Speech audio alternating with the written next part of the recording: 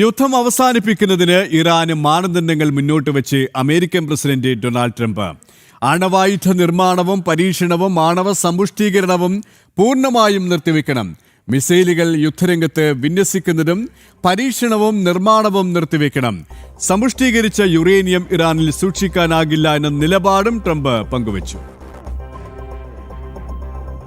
We're looking for all of the things that we've been talking about. We want to see no nuclear bomb, no nuclear weapon, not even close to it.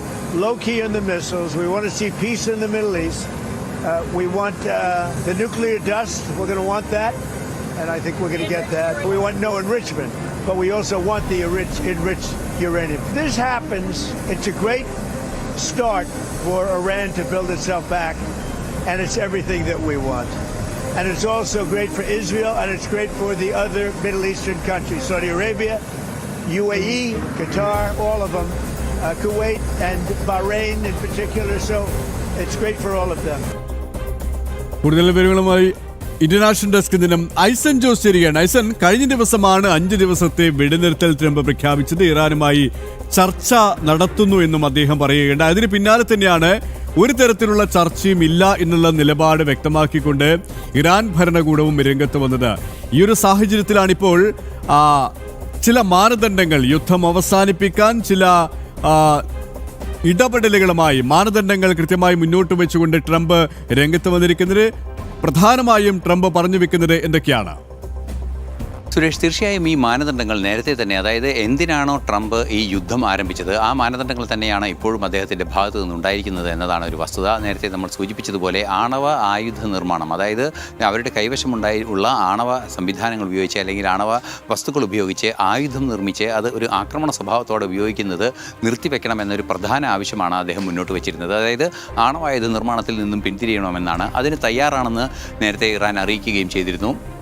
അത് പല വിഷയങ്ങളും അക്കാര്യത്തിലുണ്ട്. അതുകൊണ്ട് തന്നെ അവരുടെ വിശ്വാസ പ്രകാരമുള്ള നയങ്ങളും എല്ലാം തന്നെ ആ വിഷയത്തിലുള്ളത് കൊണ്ട് തന്നെ ആണവായുധം നിർമ്മിക്കില്ല എന്നൊരു നിലപാട് ഇറാൻ്റെ ഭാഗത്തു നിന്നുണ്ടായിട്ടുണ്ട്. പക്ഷേ അത് സംബന്ധിച്ചൊരു സ്ഥിരീകരണമോ അല്ലെങ്കിൽ ഒരു വ്യക്തതയോ ഇല്ലാത്തതാണ് ഈ പ്രശ്നത്തിലേക്ക് ചെന്നെത്തിയത് എന്നതാണ് യാഥാർത്ഥ്യം.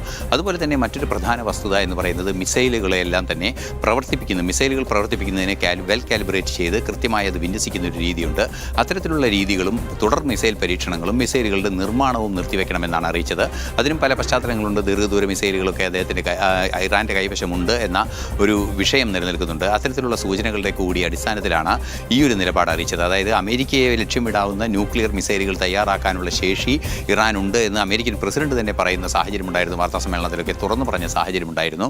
അതുകൊണ്ട് തന്നെ അമേരിക്കയ്ക്ക് പോലും വെല്ലുവിളിയായി ഉയരുന്ന ഇറാനെ നിയന്ത്രിക്കുകയല്ലാതെ നിവൃത്തിയില്ല എന്ന ഇവിടെ അമേരിക്കയ്ക്ക് പോലും വെല്ലുവിളി സൃഷ്ടിച്ചുകൊണ്ടുള്ള ഇറാന്റെ ഒരു പ്രതിരോധമാണ് നമുക്കിപ്പോൾ കാണാൻ സാധിക്കുന്നത്. കാരണം ഒരാഴ്ച കൊണ്ട് ഇറാനെ ഇല്ലാതാക്കുമെന്നാണ് ട്രംപ് പറഞ്ഞത്. പക്ഷേ കാര്യങ്ങൾ അത്ര എളുപ്പമായിരുന്നില്ല. കാരണം ഒരു മാസത്തോടടുക്കുകയാണ് ഈ പശ്ചിമേഷ്യയിലെ സംഘർഷം. അതുകൊണ്ട് തന്നെ ട്രംപ് മുന്നോട്ട് വെച്ച ഈ മാനദണ്ഡങ്ങൾ, ഉപാധികൾ എത്രത്തോളം ഇറാൻ സ്വീകരിക്കുമെന്ന് നമ്മൾ കണ്ടറിയേണ്ടതുണ്ടല്ലേ?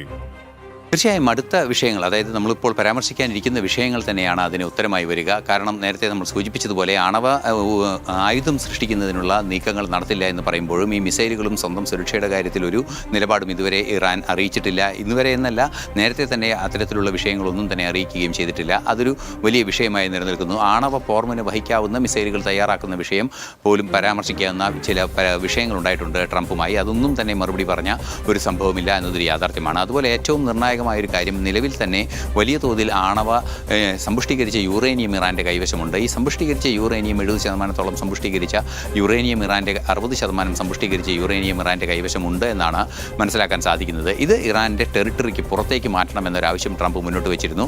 സമാനമായ ആവശ്യം ഇപ്പോൾ മുന്നോട്ട് വയ്ക്കുന്നു എന്നതൊരു യാഥാർത്ഥ്യമാണ്. മാത്രമല്ല ഈ മേഖലയിലെ സമാധാനം പുനരുന്നതിനൊക്കെ ഇറാൻ്റെ ഈ നീക്കങ്ങൾ, ഇറാൻ ഇത്തരം നടപടികളിലേക്ക് നീങ്ങുന്നത് പ്രയോജനപ്പെടുമെന്നൊരു നിലപാടാണ് ട്രംപ് മുന്നോട്ട് വയ്ക്കുകയും ചെയ്യുന്നത്. അത്തരത്തിലുള്ളൊരു നീക്കങ്ങൾ പ്രധാനമായും ട്രംപിൻ്റെ ഭാഗത്തു നിന്ന് അതിനുള്ള നടപടികൾ ഉണ്ടാകുമ്പോൾ അല്ലെങ്കിൽ അതിനുള്ള നീക്കങ്ങൾ ഉണ്ടാകുമ്പോൾ അത് സ്വാഭാവികമായും ഇറാൻ അത് അംഗീകരിക്കുകയോ അംഗീകരിക്കാതിരിക്കുകയോ ചെയ്യാനുള്ള സാധ്യതയുണ്ട്. അംഗീകരിക്കാനുള്ള സാധ്യത നിലവിൽ കാണുന്നില്ല എന്നൊരു യാഥാർത്ഥ്യം കൂടി നിലനിൽക്കുന്നുണ്ട്. ഈ ഒരു പശ്ചാത്തലത്തിലാണ് ഇന്നലെ ഇത്തരത്തിലൊരു പ്രസ്താവന, അതായത് ഒരു സമൂഹ മാധ്യമ പോസ്റ്റിലൂടെ 5 ദിവസത്തേക്ക് ഈ ആക്രമണങ്ങളെല്ലാം തന്നെ നിർത്തിവെക്കാൻ നിർദ്ദേശിച്ചിരിക്കുന്നു എന്ന ഒരു കൃത്യമായ പോസ്റ്റ് ട്രംപിൻ്റെ ഭാഗത്തു നിന്നുണ്ടായത്. പക്ഷേ അത്തരത്തിലുള്ള ചർച്ചകളൊന്നും തന്നെ ഇല്ല എന്ന് ഇറാൻ വിദേശകാര്യമന്ത്രി തന്നെ മന്ത്രാലയം തന്നെ വ്യക്തമാക്കുന്ന ഒരു സാഹചര്യം ഉണ്ടായിരുന്നു. ഇറാനിലെ എല്ലാ മാധ്യമങ്ങളും അത് കൃത്യമായി റിപ്പോർട്ട് ചെയ്യുകയും ചെയ്തു. അത്തരത്തിലൊരു സാഹചര്യത്തിൽ ചർച്ചയില്ല എന്ന നിലപാടിൽ ഇറാൻ നിൽക്കുന്നു. പക്ഷേ ചർച്ച ചെയ്യാനുള്ള മാനദണ്ഡങ്ങൾ നിശ്ചയിക്കുന്നു.